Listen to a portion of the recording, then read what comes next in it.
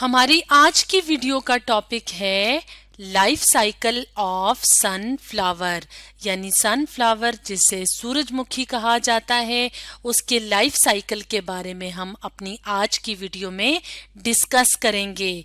तो सबसे पहले हम ये देख लेते हैं कि सनफ्लावर जिसे सूरजमुखी कहा जाता है वो क्या है। तो इस तस्वीर में हम सनफ्लावर का पौधा देख रहे हैं, यानी सूरजमुखी का पौधा देख रहे हैं।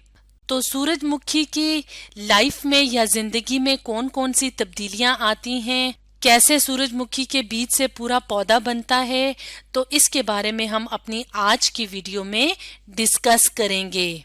तो लाइफ साइकिल को डिस्कस करने से पहले हम ये देख लेते हैं कि लाइफ साइकिल कहते किसे हैं।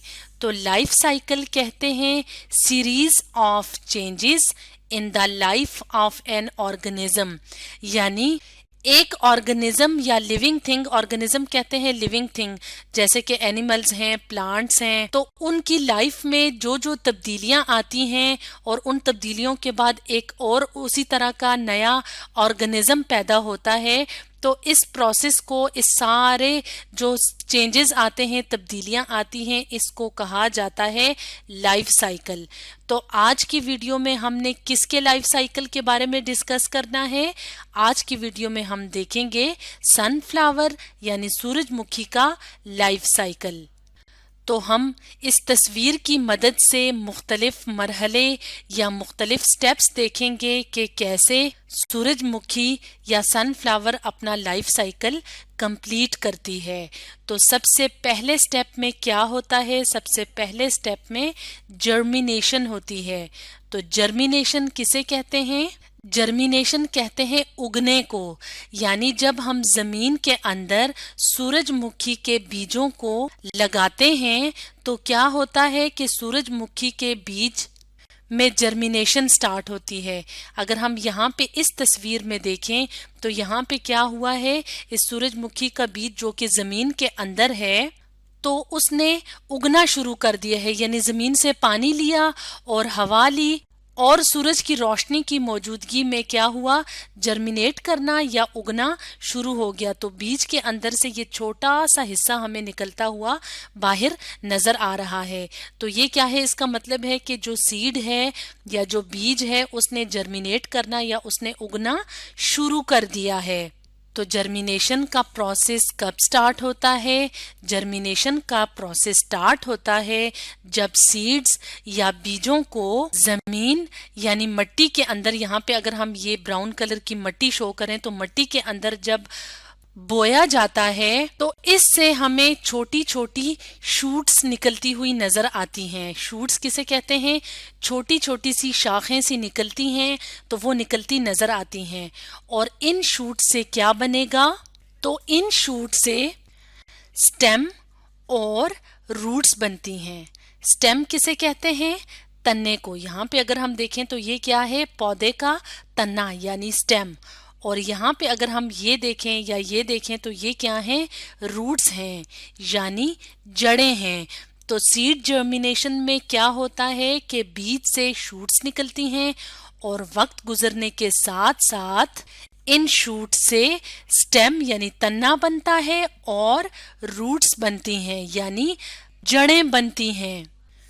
तो ये क्या है? ये हैं रूट्स यानी जड़ें। पौधे की जो जड़ें होती हैं जो जमीन के अंदर होती हैं तो वो रूट्स कहलाती हैं। और ये वाला कौन सा हिस्सा है?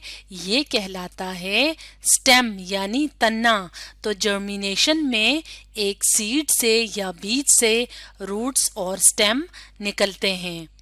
तो ये तो था फर्स्ट स्टेप, यानी सनफ्लावर की जो लाइफ है उसमें सबसे पहले सीड क्या करता है? उगता है या जर्मिनेट करता है। उसके बाद जैसे जैसे वक्त गुजरता जाता है तो ये जो छोटा सा पौधा हमें निकलता हुआ नजर आता है बीज के अंदर से, यहाँ पे अगर हम देखें ये भी छोटा सा पौधा है और ये भी छोटा सा पौधा है, लेकिन जैसे जैसे वक्त गुजरता है तो क्या होता है? ग्रोथ का प्रोसेस, यानी पौधे की नशोनुमा होती है। और इस पौधे की नशोनुमा में क्या होता है? तो इस ग्रोथ के प्रोसेस में क्या होगा कि ये जो छोटी छोटी जड़ें बनी थी इनका भी साइज ज्यादा होगा, यानी इनकी भी नशोनुमा या ग्रोथ होगी और छोटे से पौधे की जो जड़ें हैं वो मजीद और बढ़ती जाएंगी और जमीन की तरफ, नीचे की तरफ मुड़ती जाएंगी, यानी ग्रो करेंगी। यहाँ पे देखें तो यहाँ पे थोड़ी सी जड़ें या रूट्स हैं, यहाँ पे हम देखें तो यहाँ पे इन जड़ों से मजीद जड़ें या रूट्स निकल रही हैं और नीचे की तरफ ग्रो कर रही हैं, यानी इनका साइज जो बढ़ रहा है वो नीचे नीचे नीचे हो रहा है जमीन की तरफ।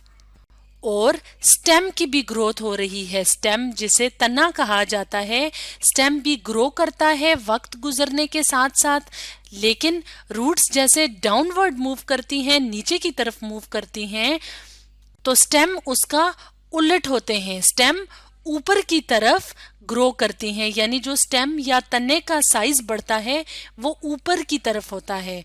अगर हम यहाँ पे देखें तो यहाँ पे स्टेम जो है वो छोटी है, लेकिन जैसे जैसे वक्त गुजरता जा रहा है स्टेम बड़ी होती जा रही है, यानी ऊपर की तरफ मुड़ रही है। और रूट्स कैसे मुड़ रही हैं? नीचे की तरफ।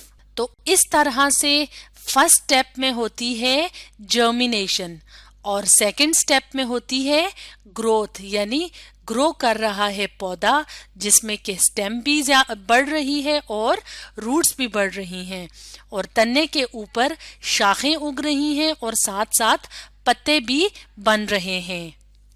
और इसके बाद क्या होगा, यानी जब हमें पौधा इस तरह से पूरा एक पौधा नजर आ रहा है कि ये अब सही तरह से ग्रो कर गया है, तो अगले स्टेप में क्या होगा?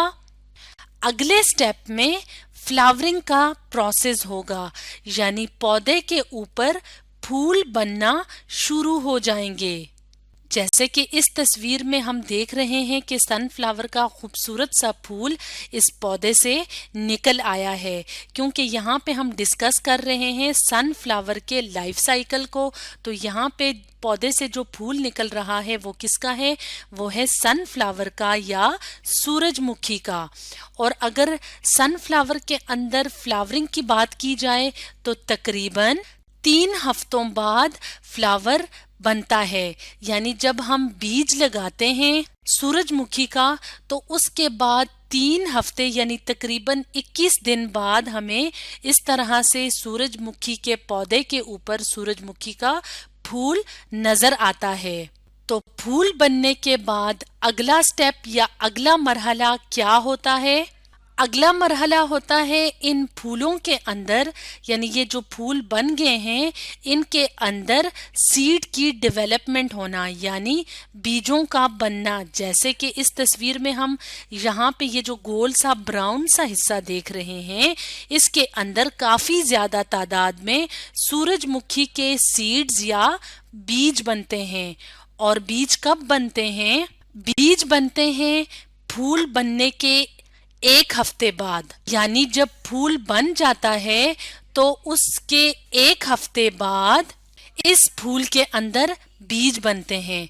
जैसे कि यहाँ पे तो हमने डिस्कस किया था कि पौधा बनने के 3 हफ्तों बाद फूल बनता है, ये वाला स्टेप। तो फूल जब बन जाता है तो उसका जब 1 हफ्ता गुजर जाता है तो उसके बाद इसमें बीज बनते हैं। और जब बीज बनने का या सीड बनने का अमल होता है तो उस दौरान ये जो खूबसूरत खूबसूरत कलरफुल लीव्स हैं, यानी ये जो पीले पीले हमें पत्ते नजर आ रहे हैं सनफ्लावर के, ये गिरना शुरू हो जाते हैं। जैसे कि हम यहाँ पे एक और तस्वीर में देखें तो यहाँ पे हमें ये दरमियान वाला हिस्सा दिखाया हुआ है। जैसे कि अगर हम यहाँ पे देखें तो ये क्या है? ये वाला हिस्सा जो है, ये जो दरमियान में ब्राउन वाला हिस्सा है, ये यहाँ पे बड़ा करके दिखाया हुआ है। तो इसके अंदर ये जो काले काले हमें नजर आ रहे हैं ये सीड्स हैं और इसके इर्द गिर्द जो पत्ते या जो कलरफुल लीव्स मौजूद थे वो क्या हो गए हैं? वो गिर गए हैं। तो ये क्या है? ये बीज हैं। तो इस तरह से जब सनफ्लावर या सूरजमुखी के ऊपर जो ये पत्ते होते हैं कलरफुल या रंगीन, तो ये जब झड़ जाते हैं, जब गिर जाते हैं, तो उसके बाद क्या होता है, जो बीज होते हैं वो सही तरीके से डेवलप हो जाते हैं या बन जाते हैं। और यहाँ पे अगर हम देखें तो ये जो बीज हैं इनसे फिर एक नया पौधा बनता है। तो इस तरह से सनफ्लावर या सूरजमुखी का जो लाइफ साइकिल है वो कंप्लीट होता है और इससे बीज बनते हैं, बीज से फिर दोबारा नए सूरजमुखी के पौधे बनते हैं।